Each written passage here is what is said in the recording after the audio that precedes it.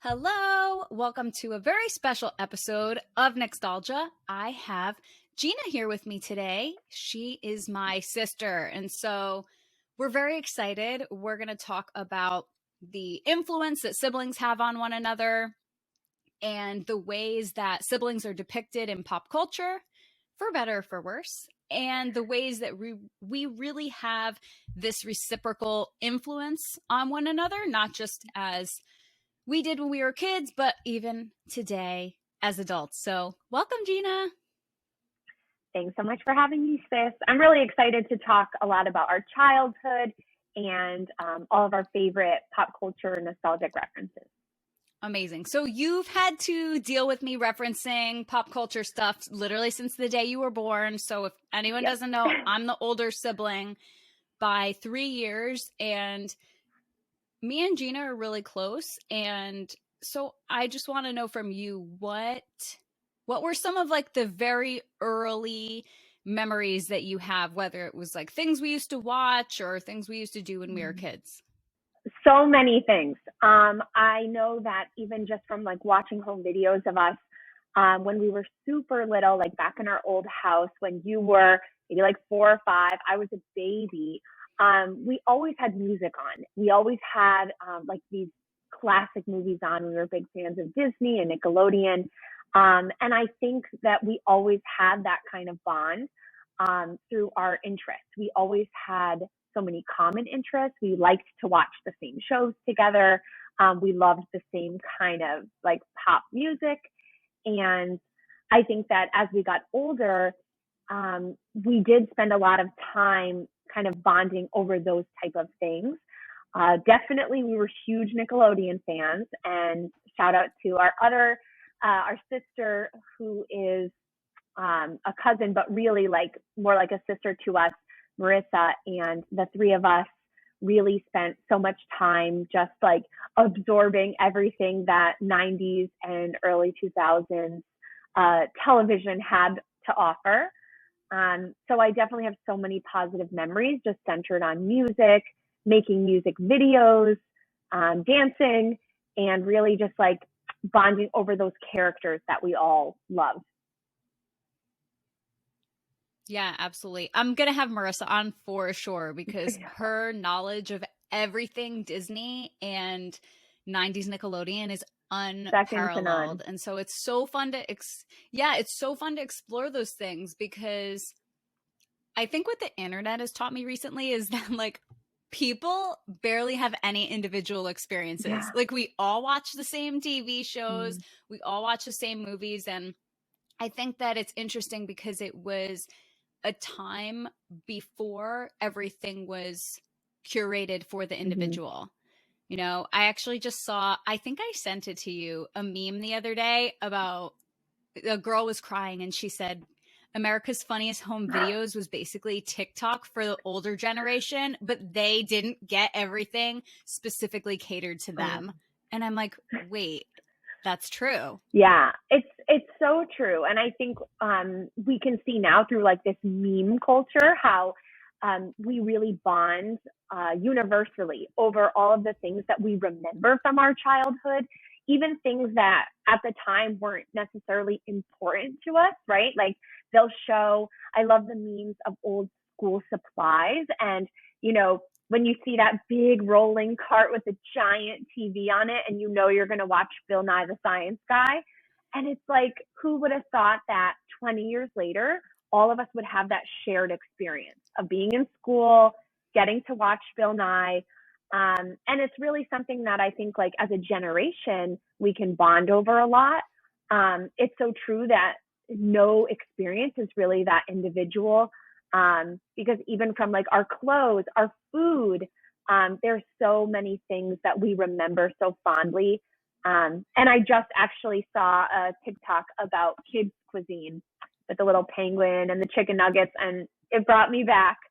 So I really enjoy like getting to have that nostalgic perspective through, you know, meme culture, Instagram, TikTok, and the internet. Yeah, definitely. And I've found too, just in talking about that influence that we've had on each other, you've been a huge influence on me, especially in the present time, because you give the best recommendations. Thanks. Whether it's a book, it's something to watch on Netflix, it's a podcast. You'll tell me to listen or watch something, and then if I don't do it, you will remind me until I do it. And then after I finally do, I'm like, that wasn't just a good TV show. That was like the best TV show I've ever seen. And so I love still being able to share all of these things with you. And in today's culture where there aren't 3 main cable stations anymore, where we're all sitting down on a Thursday night at 9 o'clock to watch a TV show, we can watch TV whenever we want. And so still being able to watch things on your own terms, but yet have that kind of book club vibe, or that it's not even really water cooler culture anymore, but it's like you watch the same show and then you get to talk about it with your friends or your family. Yeah, absolutely. I think, thank you. I like to give recommendations, and it's funny because I kind of curate them for you. I think being your sibling and best friend, I know you so well, and you know me better than anyone. So I can kind of like discern what things you'll love and maybe what things I like, but you won't. And of course, I think it's kind of interesting that the tables have turned, because now that we're both older, we're adults, or, you know, adults. I don't always feel like an adult. But we kind of have that like equality. And I think it's funny because as kids, naturally we didn't, right? Because of our age. And you were always the older sibling who was just like out of my reach, right? Like you were always cooler than me, and you always had like that better style than me. And I think naturally as siblings, we want to like be like our older brothers and sisters. We admire them. We think that they're cool. And I think it's interesting that I kind of have this influence on you now in adulthood, because in childhood, 100%, everything I did, wore, ate was based on my cool older sister. And I think it's really interesting how, like in 90s and 2000s TV shows and movies, like how siblings were portrayed in a lot of ways that I suppose were similar to real life, but I think in some ways like totally not, and totally unrealistic of how siblings who aren't the same age, like who aren't twins, really like act and feel about each other. First of all, thank you. And second of all, we were talking about this, right? The sibling rivalry in TV shows. And I wrote down a few examples because you're right. It's like whenever there's an age difference between siblings, and I think we saw this in both ways, whether it was siblings of the same gender or different, where, for example, I have like Even Stevens, Lizzie McGuire. There's always like the annoying younger sibling. And in the case of the Wild Thornberrys, the apathetic older sibling. One of our favorite examples is Arthur, which has become a huge part of internet culture, meme culture. The amount of Arthur videos that I've watched on YouTube is DW is an icon. Funny. DW is an icon, but I think that's an interesting example too, because the roles were kind of reversed there, where DW really had, I don't know if you could really call it authority, but Arthur was the one who was bookish and shy and passive, and seeing those roles shift even when, remember they had a younger sibling? Oh yeah, I do. Like towards the end of the series. Right. And like seeing how that affects people. And we were saying how the positive sibling relationships were always same gender and twins. So whether it was Tia and Tamara and Sister, or Sweet Life of Zach and Cody, it's almost like siblings couldn't be friends unless they, and obviously I can't even believe we've gone, 9 minutes so far without me mentioning Mary Kay and Ashley. But it's almost like siblings, what was portrayed in media and pop culture is that siblings couldn't get along unless they were the same gender, the same age, and had the same shared identity. And they operated as a unit. And that's not the reality. I think even if you go to the same school and you're the same age, and even if you were raised by the same parents, you still have your own ideas about the world. Definitely. I agree. And I think, right, like it goes both ways that on television, we see all of these like twin pairs who, are just like this one shared identity. And we know in real life that's not true. And definitely the same thing with that classic sibling rivalry that I know many siblings who get along very well, especially siblings of opposite genders. When I think about it, I have many friends who have like they're girls and they have an older brother, and their older brother is like really sweet and takes care of them and is protective. And I think that there's a lot of different roles that siblings play, especially depending on like the age gap. If you're a year apart, if you're 10 years apart.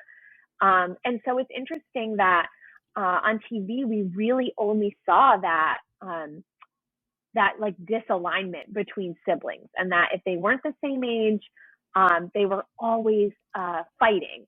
And I think it's funny you mentioned like Lizzie McGuire, even Stevens, even like with Arthur. And Bring It On too, like a movie. We have these like scheming younger siblings that they're like plotting against their apathetic older sister, and they're trying to like get her into trouble. And what I think is funny is that I feel like, at least for us as siblings, not all the time, but it was often that we were in cahoots together, maybe like a little bit against our parents, who we love and adore. But instead of being versus each other, we would often like team up, actually. And so I think that it's interesting how maybe these rivalries we always grew up seeing could have influenced how siblings back in the day acted towards each other so negatively, and always fighting, and really like felt like they were rivals. I think it's important now to have that, I guess, like that representation of all different kinds of families, all different kinds of sibling dynamics, and show like, oh, you can have a bunch of siblings who are different ages, different genders, and they can still be your best friends. So I think it's nice to see media like moving in that direction. Although I do love the Arthur and DW dynamic, because like you said, I think she has a little bit more of like a social capital than he does. So that was a really cool example. Yeah, definitely. I think actually another example that I love where the younger sibling is actually the cooler one is 10 Things I Hate About You, where the younger sister, Bianca, can't date until the older sister, Kat, dates. And granted, their father doesn't want either of them to date, but then the girls ultimately end up teaming up so that everybody can be happy in the end. And let's see, there are so many examples too where siblings, it's a great way to complicate a storyline. Yeah. And it's one that we've seen a bazillion times where so when we mentioned Bring It On earlier, we were referring to Torrance and her little brother, but another sibling, actually probably the most prominent sibling pair in Bring It On was of, what was her name? Missy? Oh, of course. Missy and Cliff? And I can't remember his name. Oh, Cliff? I think it was Cliff. Right? I think it was Cliff. Right. So Missy and Cliff. So whether it's that, whether it's, I actually recently just watched John Tucker Must Die. Elite is a great contemporary example of this. No one can ever have a crush on anybody unless it's somebody's sibling. And you find out it's your friend's sibling, and it creates this dynamic conflict because this person always likes the younger sibling and then the older sibling. It's just, it becomes kind of like a hot mess, but it makes for great TV. It definitely does. And I think, in all of this, even though a lot of it is maybe like super dramatic, scripted, unrealistic. Of course, there are like real sibling rivalries. There are situations where your sibling is totally, scheming to get you in trouble, and something dramatic comes out of it.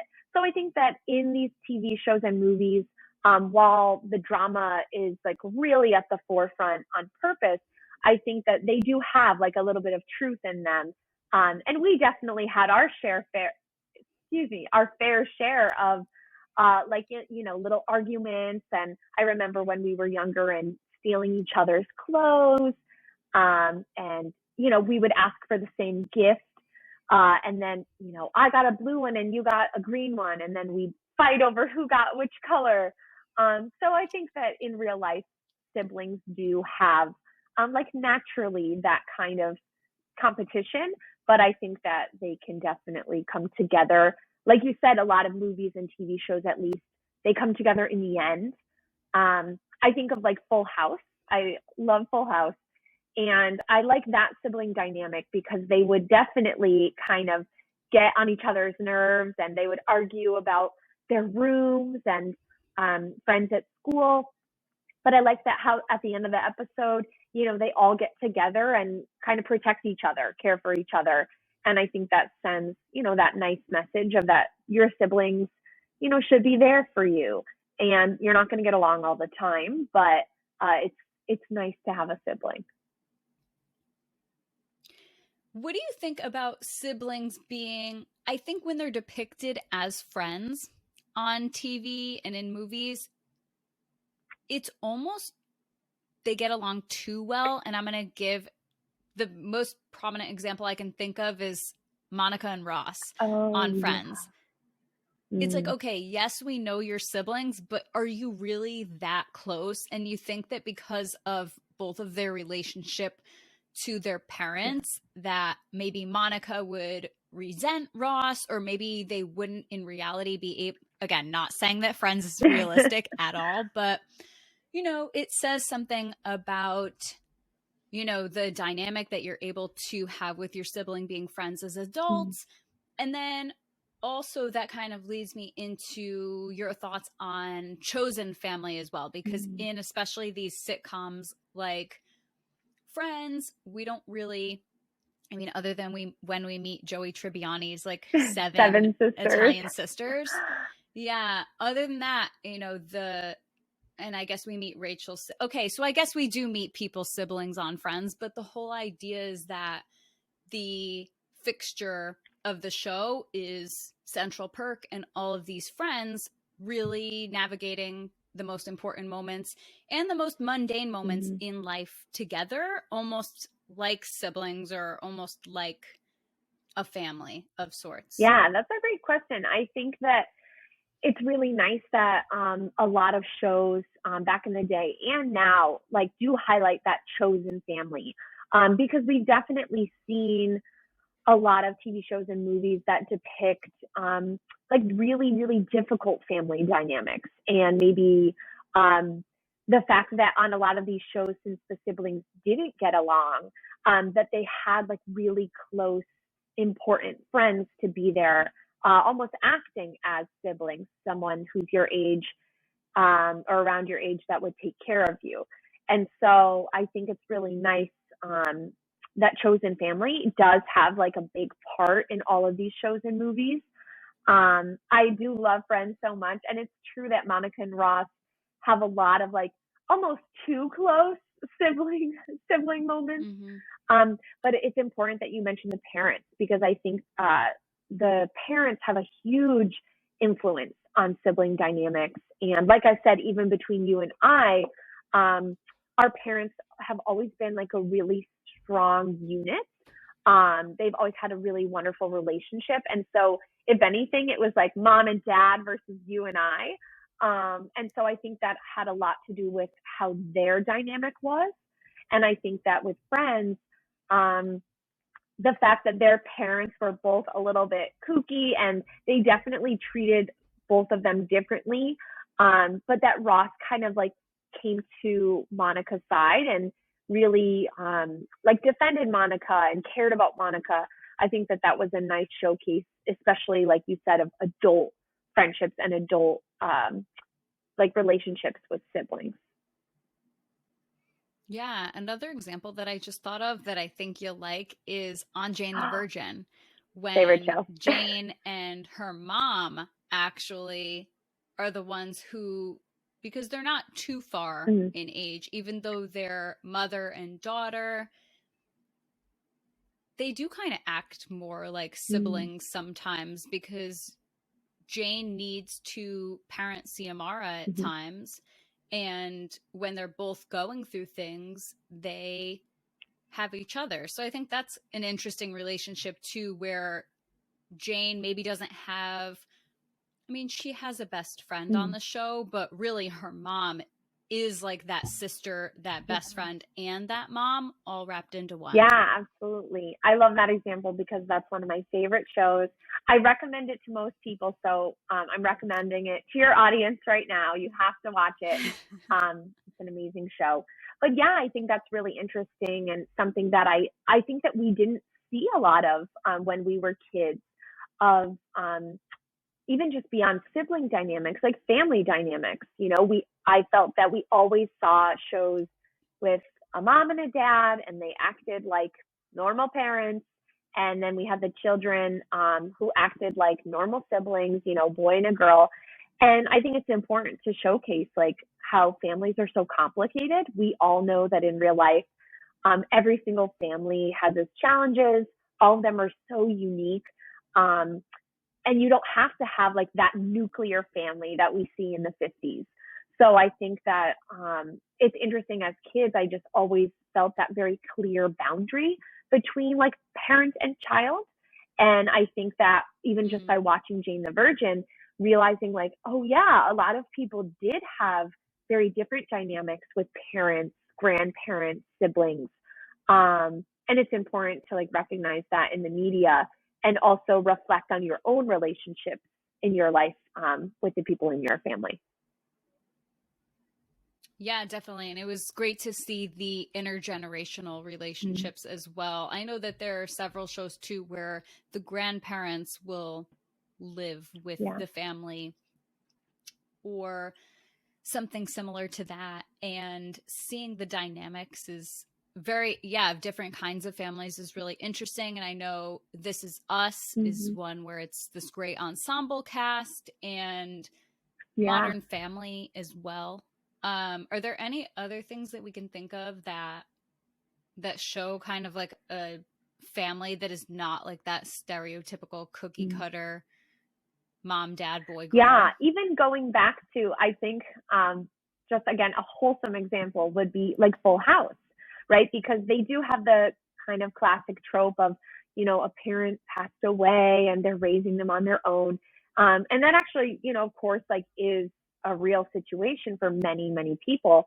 But it's kind of cool that they had, you know, the dad raising the girls, and then they brought in these, uncles, and it was a really cool dynamic where you had these like three guys who, you know, didn't know what they were doing, and these three girls, and just showing like a total different way of family, and how these uncles really became like dads to the girls. And I think that's a really cool way to showcase how families can be different. And I definitely watched Fuller House. It was so cheesy, but it's a cute, like, again, wholesome, feel good show. And it was really nice how on this kind of revival of that original show, they kept up with those different kind of family dynamics, where they had, again, like a single mom, and then they had a couple that kept, you know, separating and getting divorced and then getting back together, and really showing like how complicated families can be. Yeah, it's really interesting to see. And something else that I want to talk about is that we touched on a little bit before, is like having that shared experience of being siblings. And especially when you're close enough in age, we're kind of navigating through the cultural zeitgeist at the same time. So I went to the mall the other day, and when I was in H&M, I saw a dress, and it was white sequins, and it looked exactly like your costume. dance recital I knew you were going to say that. I knew it. Yeah. Of course you know I was going to say that. From when you were in first grade, the year was 2000. Britney Spears' Stronger was the song. Yeah, and when we ripped off the clear it's just jacket. so funny. Of course. There was always like layer changes, costume changes. That outfit was iconic in and of itself, but I just think that too is we are seeing these trends come back and just realizing that, like, literally I could go to the store anytime and see something that reminds me of you or of us or of our upbringing. And I feel like when you have a sibling, it's like you always have someone to share those memories with. And I think that's so special. Yeah, I think it is too. And it reminds me of, both of us read a lot of like cognitive science, and I don't remember which book this is from, so I'm sorry I can't credit it or recommend it. But I was reading that there was something, what they call like shared memory. And they were saying that this often happens like with married couples, where one of the partners won't remember something because they know that their partner will remember it. And this is really like a shared memory where two people like kind of come together and have a whole memory. And so I feel like with siblings, that's very natural also. Because, right, like when you started talking about white sequins, I knew you're like, oh, she's going to mention the dance costume, Britney Spears. I also want to remind you of when I did Jenny from the Block. And we had like a black crop top with lips on it. Such a like 90s moment. But yeah, I think it's like really special when you have siblings and chosen siblings, you know, really close friends that you spent your childhood or teenagehood with. It's really awesome when you're able to have those shared memories. And it's true. We have so many.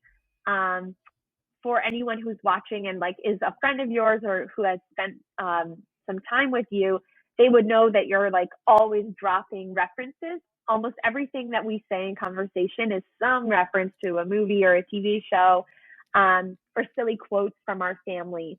And so it's really nice to be able to be nostalgic and reminisce about something you really loved with someone else. And just for them to say, oh yeah, I remember that too. What an amazing memory. Even we were just talking recently about Lisa Frank. Absolutely love Lisa Frank. My friends who are watching this will know that I'm a huge Lisa Frank fan. I always have been. And so that's something that my friends knew about me as a child, and you know about me. So even nowadays I'll get DMs on Instagram of like, look at what Lisa Frank just released, you know. And so it is like a really amazing experience now being older that you can have with your siblings, shared friends and experiences, and those chosen family. Yeah, absolutely. And love Lisa Frank's work. I think that something that as kids and as siblings, especially as you share the same parents, like back to school shopping culture was such a thing. And now I will even see memes where it's like, people say you can't smell a picture, and then it shows whether it's the scratch and sniff markers or those weird rubbery erasers from the school store. Yeah. And there are just so many ways where it's like that's something that we would do every year. That was almost like a ritual. We would go and we would get all of our school supplies. We would make these extremely extensive lists of everything that we wanted, and we were obsessed with. I loved when the binder had the clear, like, front pocket. Yes. And you would put a collage of your friends, or you would cut out clips from J14 magazine. Yeah. And it would be so fun and expressive and a way to show your friends your personality and the things that you love. Yeah, absolutely. And I think about how a lot of times you talk about kind of like channeling your inner child and channeling who you were when you were in elementary school. And I love the fact that we have not only like our own personal photos and videos that we have in our house, but I love that I can go on social media and see a post of, you know, a girl wearing this old Hollister skirt and me remembering, oh my God, I had that skirt. And it's so cool that, you know, there are these strangers that we don't know, but they are really like giving us kind of like a view into our past. And I think it's such a special point of connection. And yeah, all of these things that you're bringing up, I'm just remembering preparing for back to school and going to Limited 2, asking mom to get us, you know, all of our favorite clothes and brands that we loved. So it's a really cool opportunity to think of when we were kids and, you know, what we loved and enjoyed. And now as adults, trying to think, you know, what could I do right now that would make my 7-year-old self happy? Or what did I love as a child that I can kind of add more to my life now? So I think that's a really cool experience. Absolutely. And one of my favorite things that I have is that tiny picture of us from the photo booth at Limited 2. Yeah. Before I even finished my sentence, I knew that you knew what I was going to say. Oh my gosh. Yeah, how they had the photo booth in Limited 2. And so I mentioned the Consumer Aesthetics Research Institute in the first episode where I talked about Groovival, because that was and is very much my trend, that love for the 1970s from the vantage point of the 1990s. That's kind of where the Lisa Frank aesthetic kind of comes in. But when I saw them talk about a trend called curly girly, I was like, wait, this is Gina. It was kind of like the Limited 2 font and the fonts that you would see on the Bath and Body Works body glitter. Okay. And it was this typeface that had the little curls to it. It had like princess vibes. Okay. You know, like those pillows with the pillows that look like crowns. And it would be a lot of like pink, definitely had those, and teal. And they were like fuzzy and oh my gosh. I'm like, right. And I'm like, it's just so funny how with Groovival that just defines me to a T, and curly girly defines you to a T. I think that that's so cool how even as kids and as siblings, you can have so much in common and still have your very own distinct style, aesthetic, identity, and even being a few years apart, how certain things resonate with you. And a quick example that I want to give, even like I feel like I was too old for Bratz. And now, right, you had Bratz dolls as a young well, I guess I'm kind of a young millennial too, but you're definitely a young millennial. And now everyone joking about how everyone wants to look like a Bratz doll. My little Nicstalgia avatar is Bratz inspired. And I think that's interesting too, how even a small age gap, you would have exposure to totally different things in culture. Absolutely. And that's what I think about too, is we had so many shared interests and experiences, but we still did have like very unique styles.